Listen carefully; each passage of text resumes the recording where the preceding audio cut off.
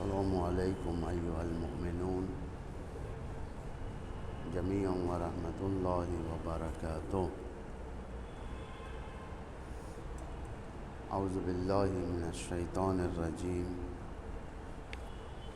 بسم اللہ الرحمن الرحیم۔ الحمد للہ الذی قدرت والسلطان الرافت والامتنان، احمدہ علی تتابع النعم واعوذ بہ من العذاب والنقم، اشہد ان لا الہ الا اللہ وحدہ لا شریک لہ، مخالفۃ للجاہدین ومعاندۃ للمبتلین، واقرارا بانہ رب العالمین، واشہد ان محمدا عبدہ ورسولہ، صادق الامین، ختم بہ النبیین وارسلہ رحمۃ للعالمین، وصلی اللہ علیہ وآلہ اجمعین۔ فقد اوجب الصلاۃ علیہ واکرم مثوى لدیہ واجمل احسانہ الیہ، اوصیکم عباد اللہ ونفسی بتقوی اللہ۔ توصیہ کرتا ہوں خود کو اور تمام نماز گزاروں کو تقوی الہی کی طرف، اور اسی کے ساتھ اس امر کے بارے میں جو انسان کے لیے کافی مہم ہے، وہ ہے رابطہ اہل البیت یا رابطہ وسیلہ بعنوان اہل البیت کے ساتھ مضبوط کریں، محمد اور ان کی آل کے ساتھ۔ یہ بات جانے رہیں کہ توسل انسان کی زندگی کا ایک مہم ترین جز ہے۔ بہت سارے طریقے ہیں توسل کے، ان کے خداوند متعال ارشاد فرماتا ہے کہ وابتغوا الیہ الوسیلہ، کہ اس کے پاس وسیلہ اختیار کرو، وسیلے کے ذریعے سے اللہ تک پہنچو۔ لیکن وسیلہ اس وقت مضبوط ہوگا جس وقت انسان کا رابطہ مضبوط ہوگا۔ اگر انسان کا رابطہ مضبوط نہ ہو، وسیلہ درکار نہیں ہے۔ رابطہ ایک انسان کی زندگی کا مہم ترین جز ہے۔ توسل اسی رابطے کو کہتے ہیں کہ ہمیں پہنچنا ہے اللہ تک، تو ہم ایک وسیلہ اختیار کریں گے جو وسیلہ ہمیں اللہ تک پہنچائے۔ ہم گنہگار اس بیل کی طرح ہیں جو بیل اوپر جانے کی صلاحیت نہیں رکھتی، اور اوپر پہنچانے کے لیے اسے کوئی سہارا دینا پڑتا ہے۔ معمولاً آپ لوگ جانتے ہیں پھول کے بیل ہوتے ہیں، بعض سبزی جات ہوتے ہیں جو بیل، یہ اوپر جانے کی صلاحیت نہیں رکھتی، زمین پر پھیلنے کی صلاحیت تو رکھتی ہیں، لیکن اوپر جانے کے لیے اسے ایک سہارا، ایک لکڑی یا ایک دیوار سے باندھ دیا جاتا ہے تاکہ اس کے سہارے سے وہ اوپر جائیں۔ وسیلہ یہی ہے، یہ ایک سہارا ہے وسیلہ خدا تک پہنچنے کے لیے۔ کیونکہ بندوں کے اندر وہ صلاحیت نہیں رکھتی۔ اور یہ سہارے کے کتنے راستے ہیں، کیسے پہنچا جا سکتا ہے؟ ایک دعا کے ذریعے سے، کہ جتنا چاہے دعا کرنا، حتی الامکان آواز دیتے رہنا۔ جیسا کہ بہت سارے روایتوں میں ہے کہ آپ پکاریں، امام زمانہ کو پکاریں، یا مہدی، یا علی، یا فاطمہ زہرا،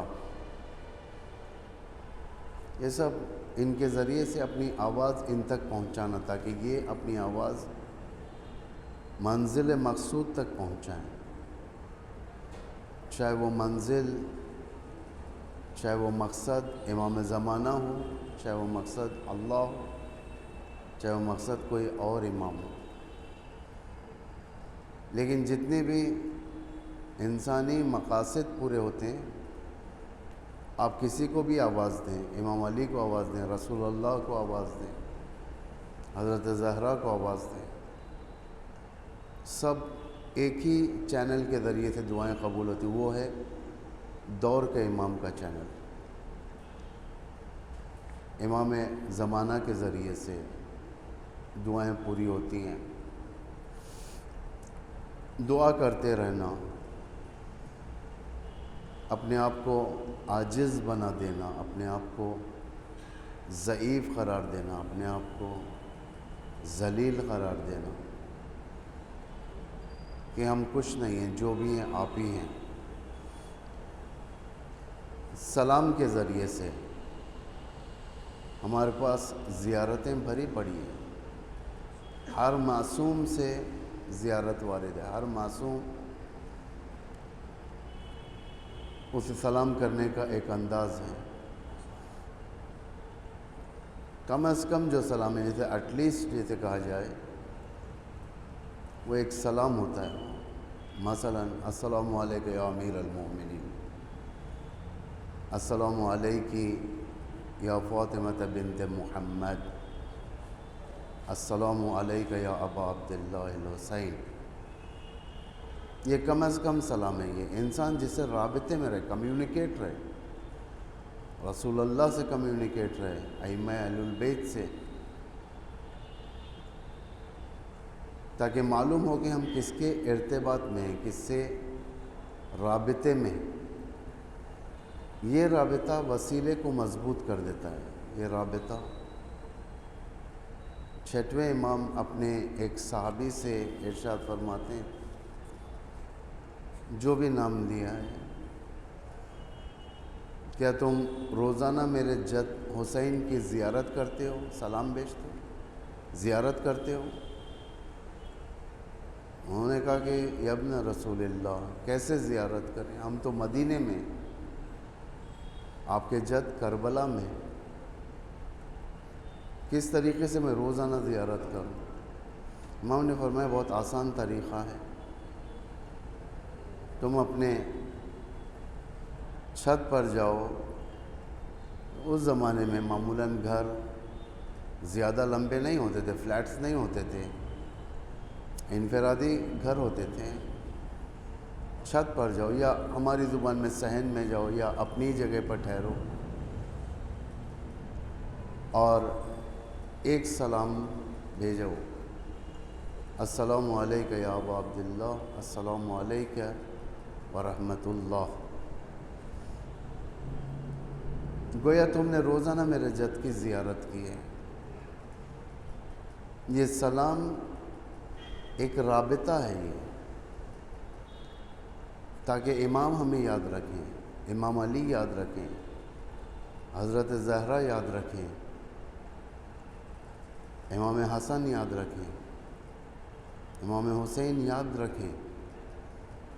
اسی لیے مستحب ہے کہ نماز کے بعد آپ سلام بھیجو۔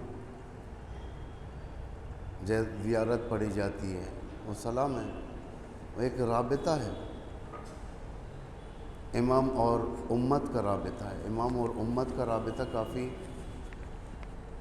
گہرا ہونا چاہیے، اس لیے کہ دونوں زندگی میں ان کا ایک دوسرے سے کام ہے۔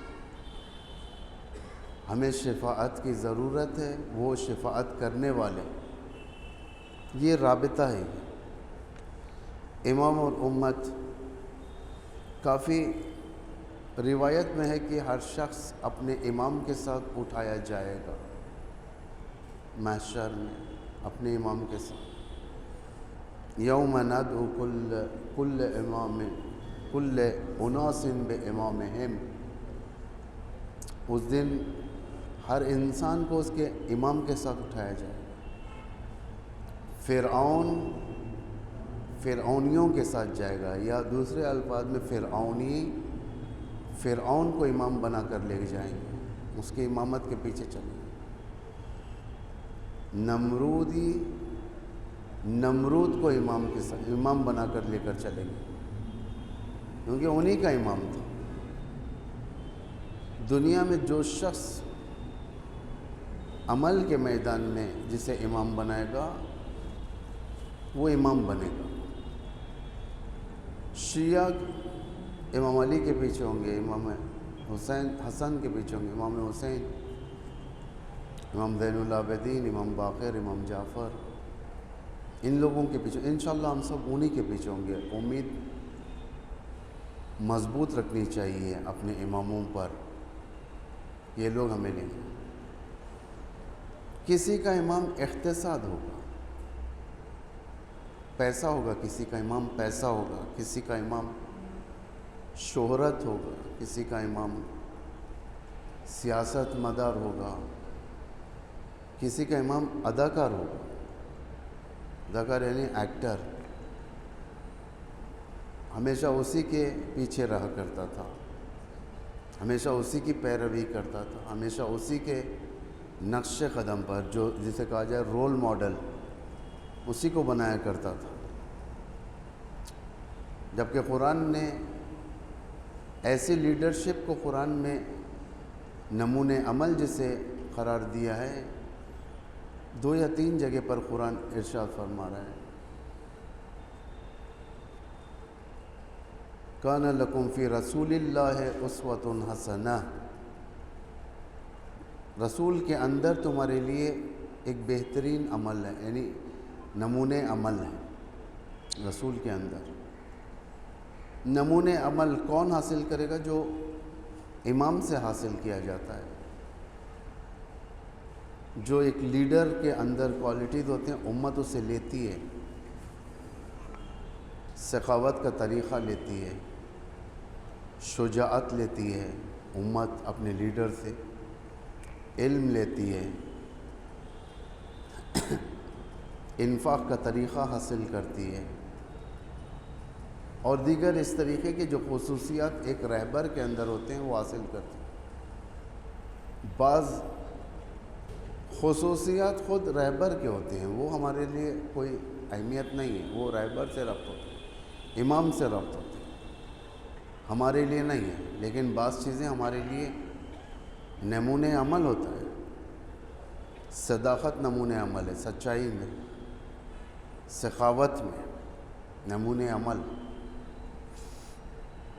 یہ ہوتا ہے ایک امام سے رابطہ رکھنا، تاکہ معلوم ہو کہ یہ اس امام کی امت کا ہے، یہ اس امام کا۔ حضرت ابراہیم کو نمونِ عمل بنا دیا قرآن میں۔ حضرت ابراہیم کی زندگانی، توحید والی زندگانی، نیڈری کی زندگانی، شجاعت والی زندگانی، ایک ٹائرنٹ کے مقابل میں ٹھہرنے کی زندگانی، مقابل میں آنے کی زندگانی، جذباتی زندگانی نہیں ہے، استدلالی زندگانی، استدلال ہے اس کے اندر باقاعدہ اگر انسان حضرت ابراہیم کے حالات کا مطالعہ کریں، ایک توحید کی کرن جاگ سکتی ہے، اگر عبرت کی نگاہ سے اگر دیکھیں، توحید کی کرن جاگ سکتی ہے انسان کے اندر۔ یہ رابطے کے اوپر منحصر ہے، یہ جتنا رابطہ مضبوط ہوگا اتنا اماموں کے صفتیں ہمارے سامنے نمودار ہوں گی، ورنہ امام سمجھ میں نہیں آتا کسی کو۔ سمجھنے کا اگر ہوتا تو اسی دور میں لوگ سمجھ گئے ہوتے جو جب سامنے دیکھا کرتے تھے، بلاغت سنا کرتے تھے، امام کے بے خطا فیصلے پر عمل اگر کر لیتے اسی وقت معلوم ہو جاتا تھا۔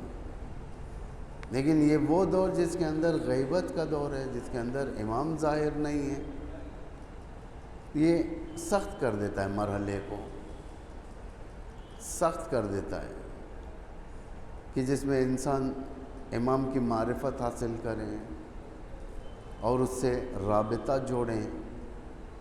ظاہراً اس کی زبان پر اللہم کل ولیک الحجت ابن الحسن رہے گا، ظاہراً اس کی زبان پر اللہم عجل ولیک الفرج رہے گا، لیکن اس کے دل کے حالات زبان سے مشابہت نہیں رکھیں گے۔ یہ مشکل مرحلہ ہے، یعنی لقلقے زبانی جسے کہا جاتا ہے، یعنی زبان کے حد تک کا دین۔ یہ دین دل میں تو دور کی بات، حلق میں بھی نہیں اترتا۔ یہ سخت مرحلہ ہو جاتا ہے۔ ایسے لوگوں کو، یعنی ہم جیسے لوگوں کو شفاعت کمپلسری ہو جاتی ہے، اور شفاعت کے لیے ایٹ لیسٹ جو وسیلہ ہوتا ہے اسے ہم کو حاصل کرنا ہے، ایٹ لیسٹ، زیادہ بڑی نہیں، جو کم از کم جو وسائل ہوتے ہیں، وسیلہ ہوتا ہے، اسے ہمیں حاصل کرنا ہے۔ کیسے حاصل کریں گے؟ سلام کے ذریعے سے۔ اگر آپ کو عربی میں دقت ہے سلام کرنے میں، آپ اردو میں سلام کریں اپنے امام کو،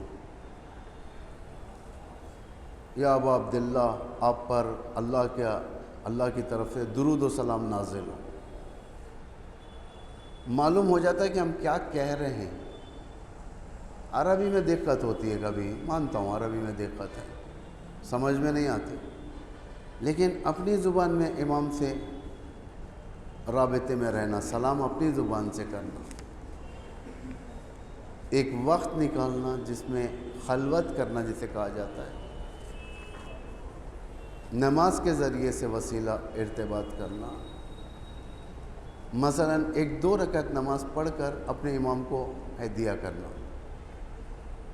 کوئی خاص فارمیلٹیز والی نماز نہیں ہے،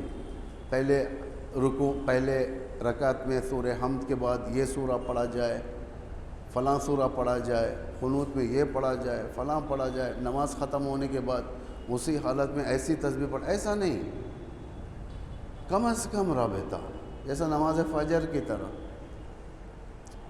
1-2 منٹ کی نماز پڑھ کر واجبات جس کے اندر ہوتے ہیں، نماز امام کی خدمت میں ہدیہ کر دینا، پروردگار یہ نماز میں ہدیہ کرتا ہوں امام کو، امام سے گفتگو کرنا، اپنے دور کے امام سے بات کرنا، اسے کہتے ہیں وسیلہ قرار دینا، ان کو اپنے حالات بتانا امام سے، دوسروں کے سامنے نہیں۔ مشکلات ہوتے ہیں، دوسروں کے سامنے نہیں، اپنے امام سے بیان۔ دوسرے اگر پوچھے کو الحمدللہ، ولایت کی نعمت ہے، الحمدللہ میں غنی ہوں ولایت سے، سب دوسروں کے سامنے آپ اپنے عیب کو نہ بتائیں، لیکن امام کے سامنے، چونکہ امام جانتا ہے ہمارے دل کے حالات، بیان کریں امام سے۔ اسے کہتے ہیں رابطہ اختیار کرنا، ورنہ ایک دعا انسان پڑھتا ہے، ایک صفحے کی دعا ہوتی ہے، اسے کہا جاتا ہے کہ آج جمعہ ہے، جمعے کے دن یہ دعا پڑھنا چاہیے، ہفتے کے دن یہ دعا پڑھنا چاہیے۔ بیچارہ پڑھتا ہے الف سے لے کر یا تک، اسے کچھ سمجھ میں نہیں آتا، نہ الحمد سمجھ میں آ رہا ہے اسے، نہ دیگر جو دعا ہے وہ سمجھ میں نہیں آ رہی ہے۔ اگر ترجمہ پڑھ کر سمجھ رہا ہے، اب اچھی چیز ہے، لیکن نہیں، اپنے اوپر زور ڈالنے کی ضرورت نہیں ہے. ایٹ لیسٹ توسل، جیسے کم سے کم جسے کہا جاتا ہے، کم سے کم ایک سلام کے ذریعے سے. زیارت عاشورہ پڑھنے نہیں ہوتا روزانہ، ٹھیک ہے، زیارت عاشورہ کو سلام پڑھ دیں. السلام علیکم یا ابا عبداللہ وعلی الارواح التي حلت بفنائک الی آخر. ایک سورہ توحید پڑھ دیں، امام کو ہدیہ کر دیں. ایک سورہ توحید، سورہ قل، یہ سب بہترین ہدیے ہیں امام کے لیے، جس کے عوض میں امام آپ کو امام کے مطابق کے ہدیے ریٹرنز کرتا ہے. امام یہ طریقہ ہے، یہ سلام کے ذریعے سے، نماز کے ذریعے سے، اذکار کے ذریعے سے، ذکر کے ذریعے سے، ورد کے ذریعے سے، مثلا تسبیح میں جو پڑھتے ہیں انسان، ہدیہ کیا، صلوات پڑھ کر ہدیہ کیا. مفسر قرآن آیت اللہ محسن قراتی بڑا اچھا جملہ فرماتے ہیں.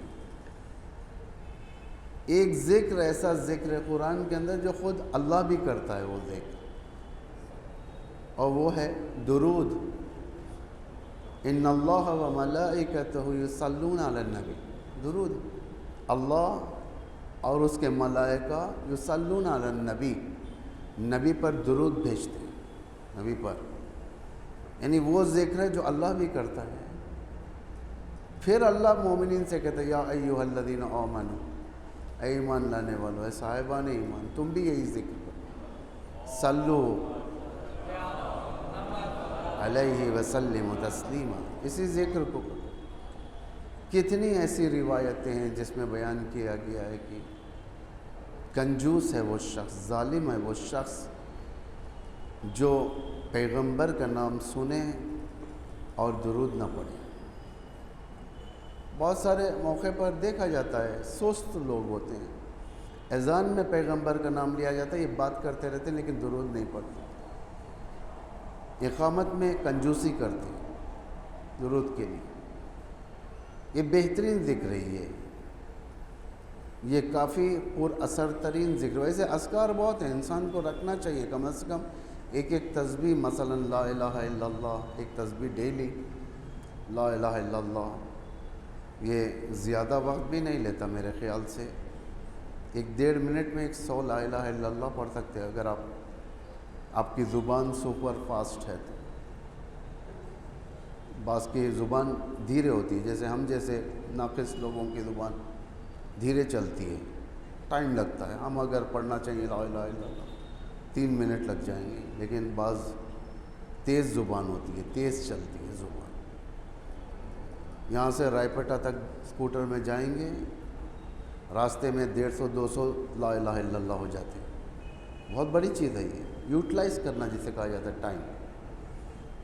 جیسا لا حول ولا قوت الا باللہ العلی العظیم. استغفر اللہ، استغفر اللہ میں کافی اثر پایا جاتا ہے استغفار میں. سورہ نوح میں پروردگار فرماتا ہے فقلت لہم فقلت استغفر، میں نے کہا کہ ان سے، ترجمہ ہے یہ، میں نے کہا کہ ان سے استغفار کرو. خداوند متعال پہلی چیز جو معنوی چیز عطا کرتا ہے استغفار میں وہ ہے گناہوں کی مغفرت. پہلی چیز معنوی چیز ہے یہ. اللہ معاف کرتا ہے، اپنے رحم سے معاف کرتا ہے، اپنے کرم سے معاف کرتا ہے. کریم ہے اللہ، رحیم ہے اللہ، معاف کر دیتا ہے. دوسری چیز جو مادی چیزیں ہیں وہ ہے کہ آسمان سے بارش نازل کرتا ہے. اس کے بہت سارے تفاسیر بھی ہیں، اتنا وقت نہیں ہے کہ میں آپ کے سامنے تشریح کروں. آسمان سے بارش نازل ہوتی ہے، رحمت نازل ہوتی ہے، یعنی آن ٹائم ہر چیز ہوتا ہے استغفار. ورنہ بارش دیر سے ہوتی ہے جس کے بہت نقصانات ہوتے ہیں زمین پر.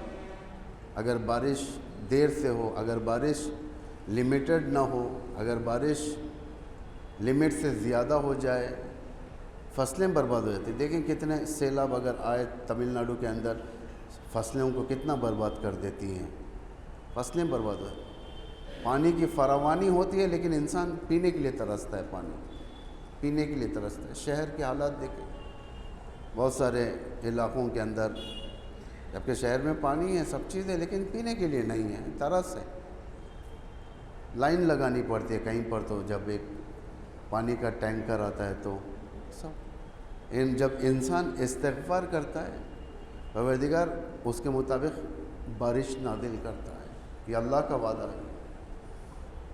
وَيُمْدِدْكُمْ أَمْوَالٍ وَالْبَنُونَ، کہ تمہارے اموال اور تمہاری اولاد سے تمہاری مدد کرے گا، اموال سے، یعنی خدا استغفار کرنے والے کو ہاتھ پھیلانے یا ذلیل ہونے نہیں دیتا۔ استغفار کرنے والا دائم روزی کے ماتحت رہتا ہے، اسے روزی رہتی ہے اسے۔ یہ سب چیزیں اس وقت ممکن ہیں جب ایٹ لیسٹ توسل اہل البیت سے رکھیں ہم، درود کے ذریعے سے کہاں ایک تسبیح درود ڈیلی، نماز فجر کے بعد اگر انسان بیٹھے قرآن وغیرہ پڑھ کر یہ 3-4 تسبیح جو میں نے آپ کے سامنے بیان کیا، لا الہ الا اللہ، استغفر اللہ، لا حول ولا قوت الا باللہ، اور درود، یہ 3-4 تسبیح ایک آدھے گھنٹے کے اندر فجر کے بعد ہو جاتا ہے۔ اس کے بعد آپ کے اوپر ہے، جتنا زیادہ آپ کریں گے۔ مثلاً آپ جا رہے ہو آفس، راستے میں پڑھتے ہوئے چلے گئے، کہیں اکیلے بیٹھے ہو، تھوڑا بہت سورہ پڑھ لیا، اس طریقے سے جتنا افزائش کریں گے اس کے اندر اتنا ہم نزدیک پہنچیں گے اہل البیت کی، اتنا ہم نزدیک پہنچیں گے۔ اس وقت آٹومیٹک جب کوئی مسئلہ پیش آئے گا تو ہم اہل البیت کو آواز دے سکتے ہیں کہ اے کریم ابن کریم میری یہ مشکل حل فرمائے، اے امام زمان میری یہ مشکل حل فرمائے، اے شہزادی کونین اس وقت میرے اوپر یہ مصیبت ہے، آپ حل فرمائیں۔ حل ہوتی، بعض مصیبتیں حل نہیں ہوتی، اس کا مطلب یہ نہیں کہ وہ توجہ نہیں کرتے، وہ مصیبتیں آتی ہیں آپ کو مضبوط کرنے کے لیے، تاکہ آپ مضبوط ہوں، ایکسپیرینس آپ کا مضبوط ہو، تاکہ فیوچر میں آپ کے لیے کوئی پرابلمز نہ ہوں۔ بعض مصیبتیں آتی ہیں، بیماری ہے، مشکلات اقتصادی کبھی آ جاتے ہیں انسان کو، یہ سب، لیکن دعا میں رہنا چاہیے اس وقت۔ جتنی مصیبت ہوگی اتنا اگر اللہ اور اس کا رسول ہم سے نزدیک ہوگا مصیبت آسان ہوگی۔ امام حسین کے لیے سب سے بڑی مصیبت علی اصغر علیہ السلام کی شہادت تھی آپ کے ہاتھوں پر۔ امام فرماتے ہیں کہ پروردگار یہ مصیبت حل ہے اس لیے کہ تو دیکھ رہا ہے۔ ہمیشہ امام زمانہ کو حاضر و ناظر جاننا یہ سب سے بڑی نعمت ہے اہل البیت، جسے اگر ہم اس کو استفادہ کریں گے، اہل البیت کو اپنا رابطہ مضبوط کریں گے تو بہت سارے اخروی اور دنیاوی اثرات ہمارے سامنے ہیں، اخروی اور دنیاوی دونوں۔ یہ نہیں کہ صرف آخرت، ذکر کرنے سے آخرت تو ملے گی، دنیا کے آثار بھی اچھے مفید ہیں۔ بسم اللہ الرحمن الرحیم، والعصر ان الانسان لفی خسر الا الذین آمنوا وعملوا الصالحات وتواصوا بالحق وتواصوا بالصبر۔